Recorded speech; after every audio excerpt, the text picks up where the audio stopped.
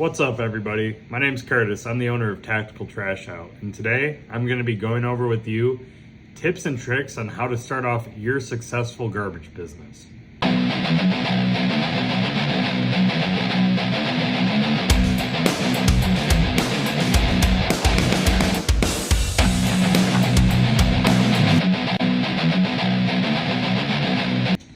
All right, so if you're here, you're a lot like me.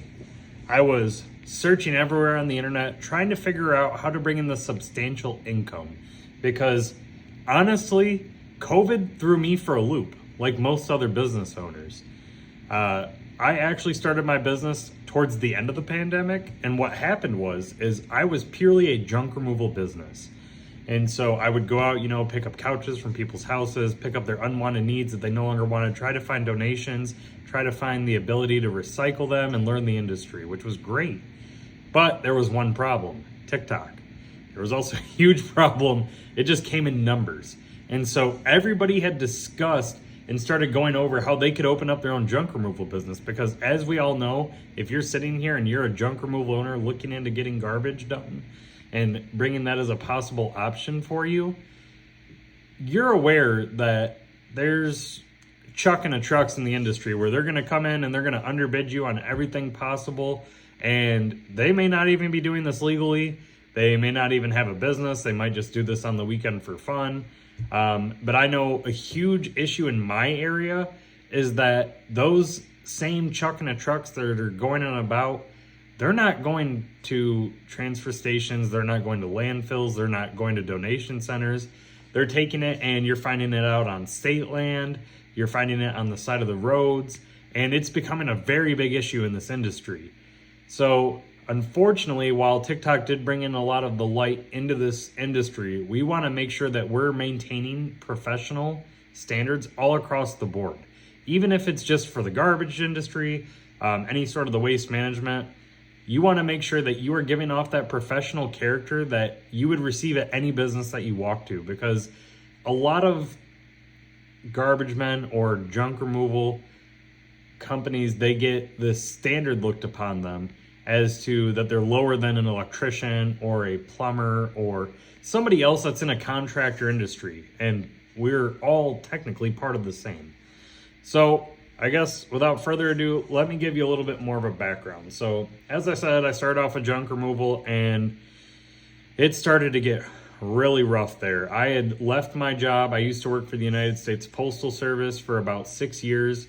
And I finally got to the point where I was like, you know what? I need to start making my money work for myself. I can't show up every single day at 7 o'clock and work till 8 o'clock at night. I have kids. I want to be able to get back to them and I want to be able to start working for myself. So I'd been doing just purely junk removal for about 2 months and everything was great until TikTok happened. Then I had to start finding other outlets because it was bad. I was going from a job at least once a day, if not 3 to 4 jobs a day, 7 days a week to, I might get a job or two once a week. I'm out giving estimates and they're like, okay, well, this guy said that he could remove this entire basement for $60. And in my area, my dump fees, the lowest dump fee that I possibly have right now is a $77 minimum. And they go at $77 a ton. The next closest to that, they're charging like $26 a yard. And we have another one in the area that when I first started, it was the $10 minimum. Then it went to $29.74 the next week. Then the next week it went to $130, $150. And now they're all the way up to $154 minimum. As a 2-ton minimum, they charge $70 a minimum right now with a $154 minimum. So, sorry, I got to catch my breath. It's a lot here. So that had become an issue. So I started doing landscaping on the side and I bought a lawnmower. I went out and bought this new John Deere. It was like a $4,000 lawnmower. And with technology the way that it is now, due to saving the environmental costs, there's a new part that was put into it. My mower caught on fire 3 times. So now I'm this new owner. I've just had 2 children in the previous 2 years. And I'm trying to think, how am I going to make my money because winter's coming? And a big company came out and bought one of our local companies in the garbage industry that same local company, they had about 45,000 customers roughly. So they came in, and when the big guys come in, I will let you know that it's prime time for you to step up as a garbage company. Every time that they mess up, your phone's gonna be ringing, which is great. The average garbage company gets about 10 to 40 customers in the first year. I got a little over 400 customers in my first year, which is phenomenal. Definitely breaking industry standards, which has been great. And I'm going to teach you those tips and tricks along the way here that I had to learn on my own because I couldn't find anything on here that would help you bring in hopefully a better revenue. Because as you may know, everything in this waste management industry, the equipment's expensive, your tools are going to be expensive. Anything around here is going to be expensive. I had no idea that a brand new garbage truck was like $400,000. That was a shock to me.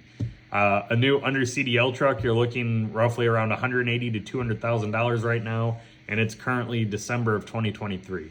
So those standards are going up each year as inflation is grossly rising.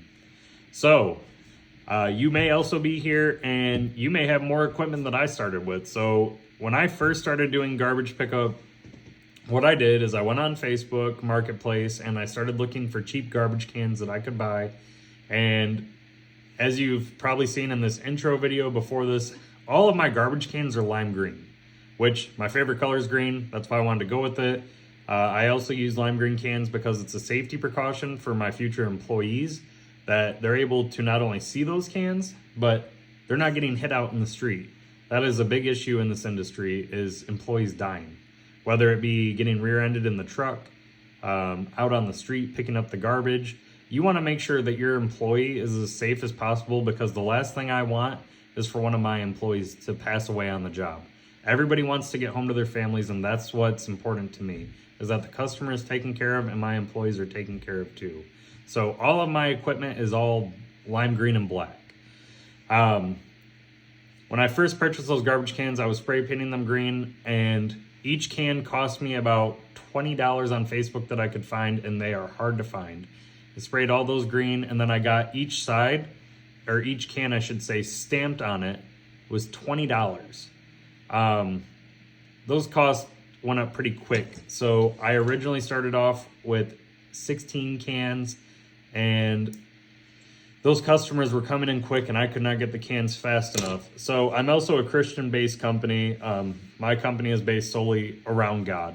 And so with that, we were at church one night, and a great group of friends of ours, the Houks, they were with us on a Bible study, and they prayed for me that night with everybody in our church to bring in money in any sort of way that God could help me to start my business. And so she prayed for me that night. I went home, and I did not have a good credit score. I just had something come back on me. I'm a veteran, so back in the military, my credit card was stolen, and almost $17,000 worth of charges. It disappeared. They had taken it off my credit report. Well, magically, it's come back to haunt me. And so right now they're trying to come back after me for these charges that weren't even made by me. And my credit score plummeted, and I had no idea how I'm going to get this company started.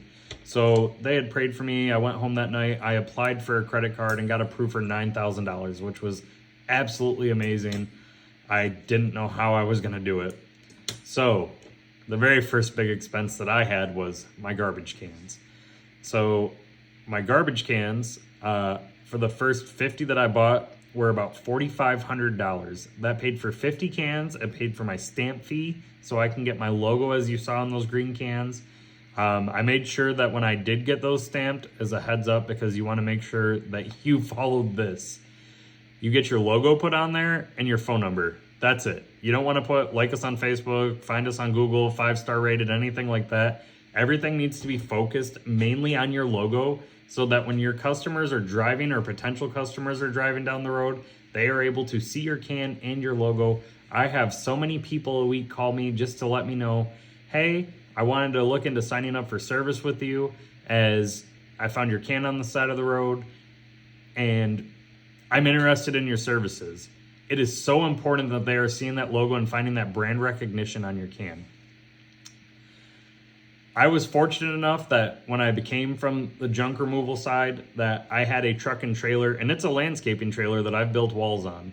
I drove around picking up garbage in that for probably the first 6 months until I outgrew it. It's a 12-yard trailer, and I mean, I'm unloading bags by hand into this trailer, and then I get to the transfer station and I'm unloading bags by hand into this trailer, or out of the trailer, I should say, into the transfer station. That is a pain in the butt. I'm gonna let you know that to this day, I'm still unloading garbage cans by hand. Even with those 400 customers, would a garbage truck be nice? Yes, absolutely. But unfortunately, it's not in the cards just yet. I do have a garbage truck currently that I have a mechanic coming to look at for this week, but we'll get into that later on. This is just how to get you started. I started with a truck, a landscaping trailer, and painted garbage cans. If I was able to do it with that, I know you can too. As we go and progress further into videos, I will go over more on how to get those equipment. I'm hoping to have interviews later on with people that I've been able to use in different parts of the industry, such as getting cans in or having my vehicles wrapped. Do not even fret about spending that money on your vehicle wraps because it is 100% necessary. Your brand and your logo needs to be out there everywhere for everybody to see. So there will be more videos next week. I'm gonna try to get a new video out every week and hopefully upload on Sundays. So that way you got a chance to watch me on the weekends.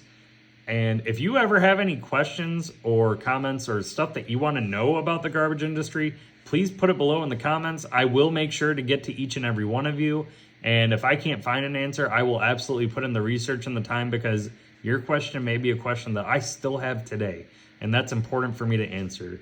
So again, my name's Curtis. I hope you enjoyed this intro video in how to get started. And like I said, if you have those questions, put them below. Thanks and have a great day.